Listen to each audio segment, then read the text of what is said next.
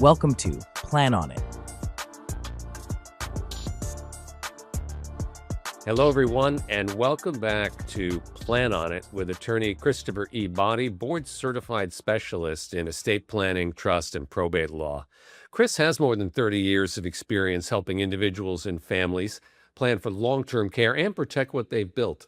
I'm Sean O'Connor, and today, Chris and I are continuing our Ask Chris Anything series, and it's in these episodes that we answer real questions about estate planning. So if you have a question you'd like Chris to answer in a future episode, you can send it to info@bottilaw.com. We appreciate you participating, and thank you to everyone who's submitted questions so far. Chris, how are you? Good to see you. Good to see you, Sean. Thank you very much for having me. And thank you for everybody who has so many questions. I really, truly appreciate that. The question here I've got at the top is, can someone create an estate plan without using a trust? And if so, when might that make sense? Because we hear about trust, got to have a trust. Yeah, it seems like everybody beats the drum of a trust. And the reason why, and particularly in California, is because we're trying to avoid this procedure known as probate.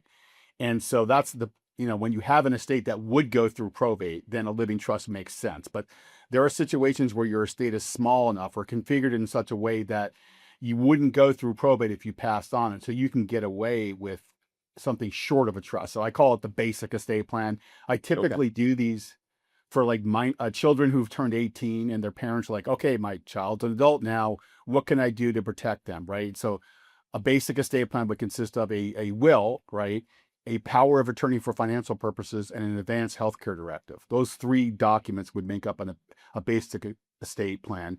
And you would deploy that in a situation where if someone passed on, their estate would not have to go through the probate process. But that's not a trust. That's correct.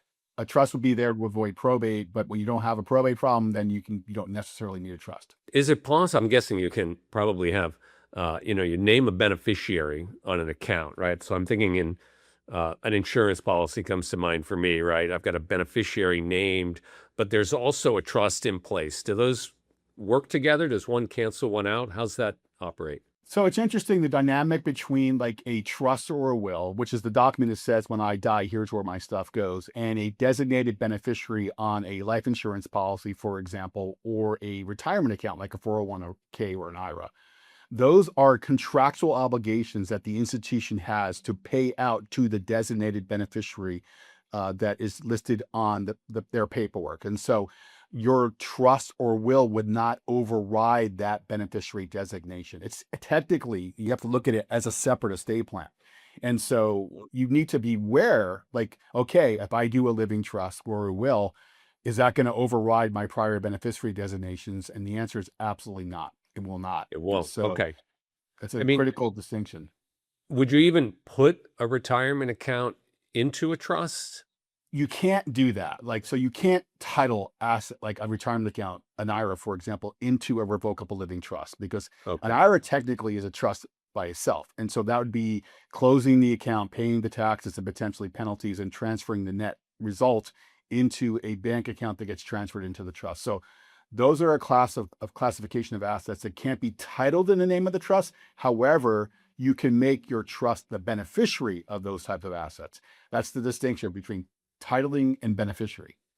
So if I had a trust in place, I could change my life insurance beneficiary, which is, currently my daughter. I could have a beneficiary as the trust, whatever it was called. That would be an option. Yeah, and you would do that in a situation where you would want the trust to be the distribution vehicle. And the classic example would be where your daughter is younger and you don't want all that money in that insurance policy coming all at once. And so baked into the trust will be provisions that allows that money to be managed on her behalf, for example, until she was able to handle the money herself. And so what the trust will give you is that further control that may be necessary when it comes to, for example, a life insurance policy. And so we would give you a specific, if we got involved in the process, we would give you a specific written instruction on how to configure that correctly. And you can name a trust. Definitely. Got it. Okay. Yeah, that makes a lot of sense, actually. What happens if someone's estate plan, isn't aligned with how their assets are actually titled? What happens? That could be problematic because, the living trust or a will And both, by the way, do the same thing. When I die, here's where my stuff goes, right? The Yeah. only distinction is one goes through probate. So either way, you're going to want to make sure that if you have a trust, it's properly funded. And so if you have assets out there that are not in the trust and there's no designated beneficiary on those assets, it could lead to problems. It could lead to a probate theoretically. And so you need to understand the dynamic and the interplay between the stuff that you have and your estate plan. And you want to make sure that you review that and that you set it up so that they're consistent with each other. Because if they're inconsistent with each other, or there's mistakes in titling of assets, it could lead to problems and disputes down the road. Got it. Got it. What about, I'm thinking about debts, creditors lining up, right? Can an estate plan protect my assets from lawsuits or creditors, or is it no, if I owe whoever money, they get it, I guess. Well, okay, so looking at the trust, for example, the living trust is designed to avoid probate.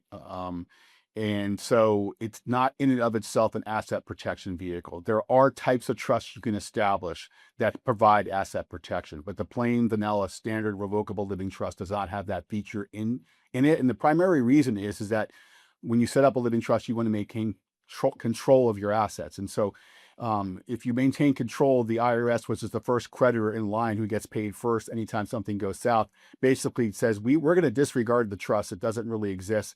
Since you control it, you own it. And so when you need asset protection, you have to go beyond the revocable living trust to accomplish that. And there are lots of different ways to do so. Okay. Yeah. So that's a different episode, potentially. It is, actually. We can spend a whole, deep dive podcast on what you can do How to to protect protect that. yourself and your creditors. Yeah. Definitely. So what happens if someone owns assets in different types of accounts that, that's like they're not coordinated, right? How are those handled in their plan? Well, if they're not coordinated, remember, like if you got a designated beneficiary on an IRA or life insurance policy, that's going to pass directly to that designated beneficiary Right. outside your estate plan completely. And so, so the key with this is like, you need to take a big picture view of everything. I'm setting up an estate plan, and some of the assets I have to be transferred, into, if it's a trust, into the trust in order for the trust to work its magic. But you want to, the way we operate is when the clients come in to do estate planning, we ask that they fill out a workbook. And in that workbook is a detailed list of all the potential assets they may have. And each set of assets has potentially different set of instructions in terms of what to do. This should go into the trust, for example, or no, this can't go into the trust. You need to set up beneficiaries. And when you do that, you're going to set up what they call primary beneficiaries and contingent beneficiaries. And so you're going to want to take a deep dive and look at all that to make sure they're totally consistent and there's no ambiguity, because that can lead to disputes down the road. Okay. If this is kind of, I don't want to say out of left field, but are handwritten or informal estate planning documents ever valid, or is it just a express ticket to trouble? Well, it can be an express ticket to trouble, right? So these instruments, handwritten instruments, are called holographic instruments. And so you can do a handwritten will perfectly. You can create a will with your handwriting and it will actually work. Okay. But it does open the door for challenge. For example, when you do a properly executed will, you'll have two witnesses. You'll have typically someone drafting it who can actually testify about the capacity of the person who created the will. Were they competent? Were they not under any undue influence? And so when you have a handwritten will, it will work. It's going to go through probate. And as long as no one fights over it, it's not going to be an issue, but it's risky. Got it. Yeah. It's not as ironclad, so to speak. What about, and this is sort of a natural, like, I feel like asking for a friend, what happens if family members disagree, about what someone intended after they pass away? Like, hey, grandpa always told me I was going to get the watch. And that can happen. And certainly, the way you avoid that from happening is provide clear direction in your estate planning documents, right? And so, like, if someone's unhappy with the result, for example, I was supposed to get 50%, I'm only getting 25%. Then, we bake into the trust typically a no contest provision, which would basically say, look, if you challenge the fact that the person who established this plan only wanted to give you 25%, you feel you're entitled to 50%. And that challenge is deemed to be in bad faith, you will lose your entire inheritance. So that's one way to prevent disputes when it comes to the beneficiaries being unhappy with the result.